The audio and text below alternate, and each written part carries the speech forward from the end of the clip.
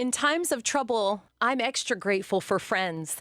And Dr. Gregg Jantz from the Center A Place of Hope in Edmonds has been a good friend to Spirit 105.3 for many years. Dr. Jantz, thank you so much for being with us today. How are you? Well, I'm alive and well today, trusting in God. Boy, that is the place to be. Well, yes, and we need the hope. We need to know that God is involved in our lives daily. He is. That's so reassuring. Dr. Jantz, I know you know about the tragedy that happened in North Seattle yesterday. Yes.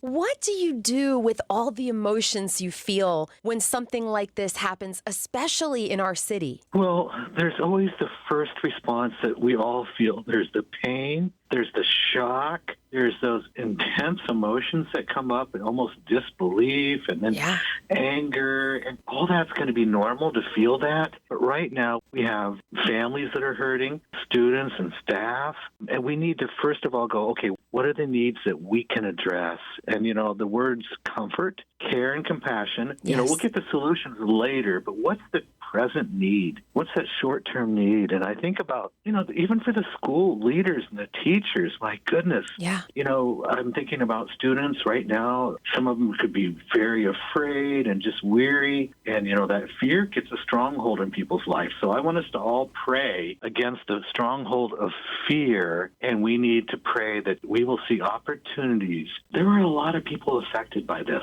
We have an opportunity to serve and love as Christ would. Absolutely. What do our students need most from us today? They need to know how much they're cared for. And the importance of our tongue and our words right now is so important. Yes. Because students need to have a sense of emotional safety. So they need to be able to share the fear. They need to be able to share some of the emotions. They need a safe place for that. And that's a little different maybe for the teacher, but we need to allow really the verbalization of just how are you really doing? And that's a good question to ask. How are you really doing? And then let's pray for wisdom. How can we meet the needs? Maybe it's one student we know. The tendency is to go into isolation. Yes. The students go into isolation, and that's not a good place to go. We disconnect because we're afraid, and let's just be bold and courageous, and let's find a way to reach out. So good.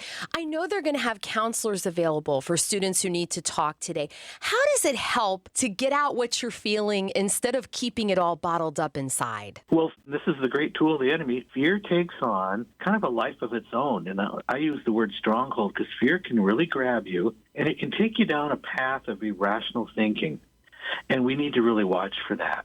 So let's just pray, really, the peace of God's comfort would be there, because we need to be able to verbalize how we're feeling. It's very, very important for the students, and hopefully for teachers that are out there. They're on the front line. Yes. And we need to watch. There are some students that could be vulnerable. They're vulnerable, and we need to look for impulsive behaviors. Some students will be so weary, they'll go, okay, what's it all worth it?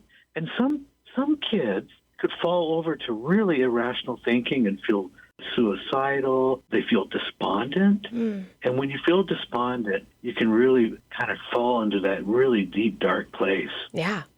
What are some thoughts to have top of mind today for families just on their way to school and work this morning? What are some good things to keep in mind, Dr. Jantz?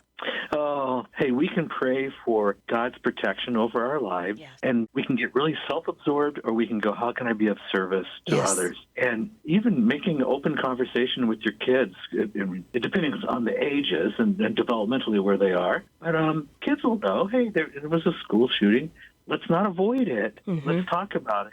And then we can ask direct questions like, are you concerned at all? Or tell me what you're thinking. Let them verbalize and remind them and give them emotional comfort that I am praying for you today. I'm praying for your protection, and that we're going to find out how we can be of help to somebody in need today. Put it on, how can we help somebody else? I love it so much. Dr. Jantz, you're such a treasure in our community. Thank you for your valuable time today. Oh, good to talk with you today. God is at work.